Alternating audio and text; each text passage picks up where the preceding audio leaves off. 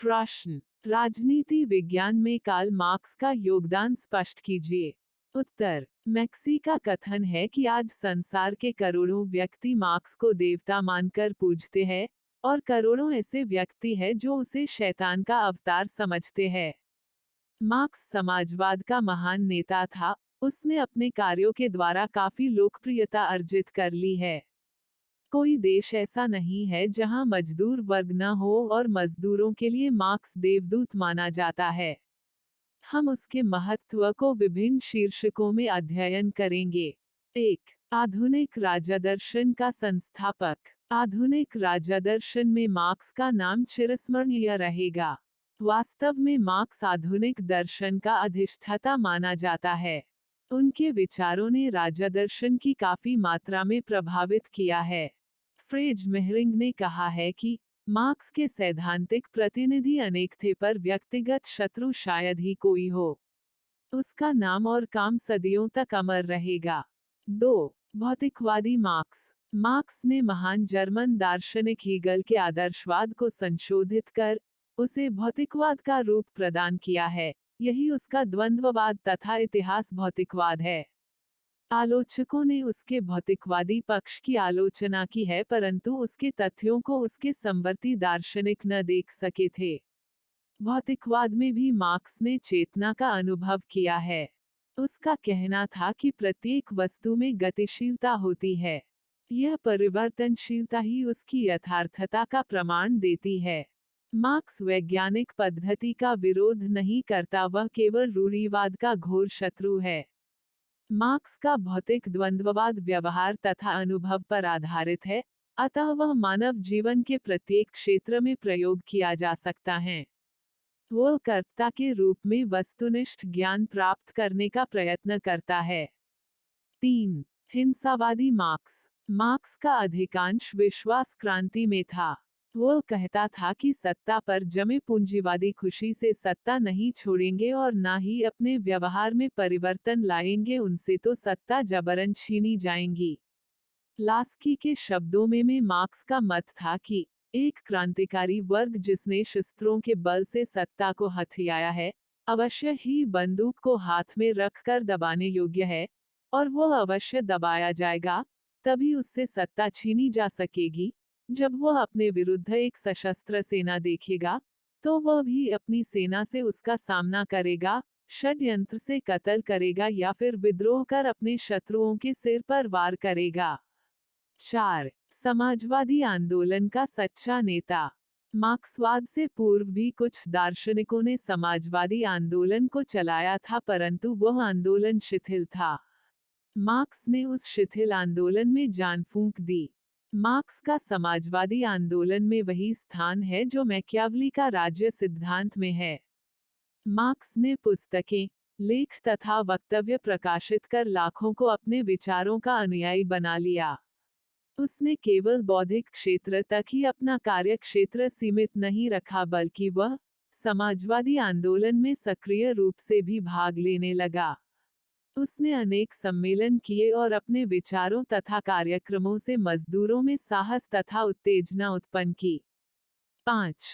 द्वंद्वात्मक भौतिकवाद। Marks ने संसार के दार्शनिकों को नवीन शिक्षा प्रदान की है। उसके अनुसार संसार में विचारों के संघर्ष से एक नया विचार उत्पन्न होता है। उसने दार्शनिकों का ध्यान 3 सिद्धांतों की ओर आकर्षित किया। 1. भौतिक जगत का विकास क्रम सीधा न होकर एक टेढ़ी मेढ़ी रेखा की भांति है जो वाद प्रतिवाद संवाद से संबंधित है। 2. जगत का विकास परस्पर विरोधी तत्वों से होता है। गतिशीलता सदैव विरोध पर आधारित होती है। 3. विकास की प्रक्रिया में एक ऐसी अवस्था आती है जबकि परिवर्तन परिमाणात्मक न होकर गुणात्मक होने लगता है। परिवर्तन क्रांति का रूप धारण कर लेता है। मार्क्स ने इसी सिद्धांत के आधार पर इतिहास के परिवर्तन और अध्ययन का भौतिकवादी दर्शन, वर्ग संघर्ष और साम्यवाद की स्थापना आदि के विचार व्यक्त किए हैं। 6. राज्य विषयक सिद्धांत। मार्क्स का मत है कि राज्य सदैव से शोषक वर्ग की सहायता करता रहा है। संपूर्ण राजनीतिक शक्ति पूंजीपति के हाथ में है। 7. इतिहास की भौतिकवादी व्याख्या। मार्क्स के अनुसार मानव जीवन पर उत्पादन के साधनों का भी प्रभाव पड़ता है। उत्पादन के संबंधों से सांस्कृतिक जीवन निर्धारित होता है, फिर आर्थिक संगठन होता है। उत्पादन और साधनों के मध्य विरोध होने पर क्रांति द्वारा ही संकट से मुक्ति प्राप्त की जा सकती है। उत्पादन के साधनों द्वारा ही ऐतिहासिक घटनाएं निर्धारित होती है। 8. सामाजिक व्यवहार का मनोविज्ञान। मार्क्स का कथन है कि मनुष्य के स्वभाव में निरंतर परिवर्तन होता रहता है। मनुष्य बाह्य जगत की प्रतिक्रिया करने तथा इसको परिवर्तित करने से स्वयं अपनी प्रकृति बदल लेता है। 9. राष्ट्र व समाज में संघर्ष की व्याख्या। मार्क्स का कथन है कि समाज की उन्नति व अवनति सामाजिक वर्ग संघर्ष के आधार पर होती हैं। समाज में पूंजीपति, सामंत तथा श्रमजीवी 3 प्रकार के सामाजिक वर्ग होते हैं। पूंजीवादी उत्पादन के कारण समाज में पूंजीपति तथा श्रमिक 2 वर्ग शेष रह जाते हैं। पूंजीवादी उत्पादन के कारण समाज में पूंजीपति तथा श्रमिक 2 वर्ग शेष रह जाते हैं। शनय पूंजी का केंद्रीयकरण होने लगता है और श्रमिकों का शोषण आरंभ होता है। तब श्रमिक वर्ग क्रांति का सहारा लेकर पूंजीपतियों का विनाश करता है। एक दिन पूंजीवाद का अवश्य नाश हो जाएगा। 10. श्रमिकों के शोषण का सिद्धांत। मार्क्स ने अपने राजदर्शन में अतिरिक्त मूल्य का सिद्धांत प्रतिपादित कर यह बात स्पष्ट की कि पूंजीवादी व्यवस्था के साधन व्यक्तिगत स्वामित्व में रहते हैं।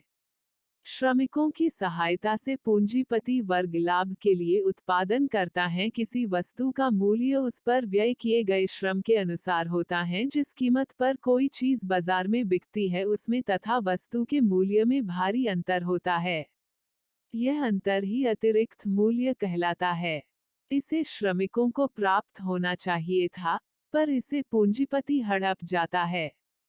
11. सामाजिक प्रगति के निर्णायक सिद्धांत। मार्क्स का मत है कि पूंजीवादी व्यवस्था में अंतर्विरोध के आधार पर सांस्कृतिक दर्शन और कानून निर्धारित किए जाते हैं और आर्थिक कारण ही किसी प्रकार की सामाजिक उन्नति में महत्वपूर्ण कारक होते हैं। 12. पूंजीवाद के दोषों का अनावरण। 19वीं शताब्दी में पूंजीवाद और उसके अत्याचार अपनी चरम सीमा पर थे। पूंजीवाद का खुलकर विरोध करना कठिन था। मार्क्स ने साहस से श्रमिकों का पक्ष लिया। उसने पूंजीवाद के दोषों का विश्लेषण किया। वह श्रमिकों में लोकप्रिय हो गया। 13. धर्म के पाखंड का अनावरण। मार्क्स धर्म को एक प्रकार की अफीम की उपमा देता है।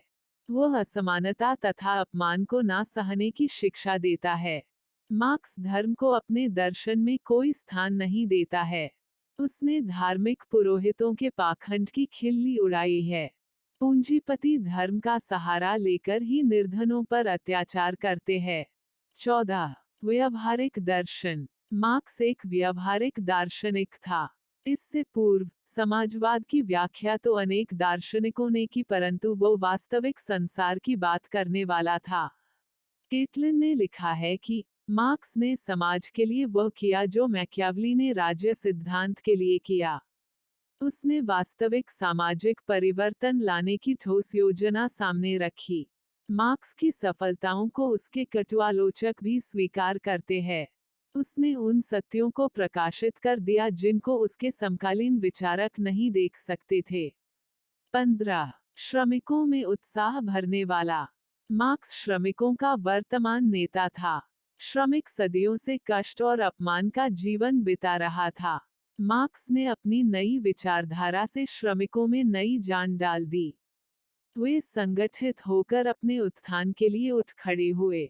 मार्क्स के वाक्यों में जोश था।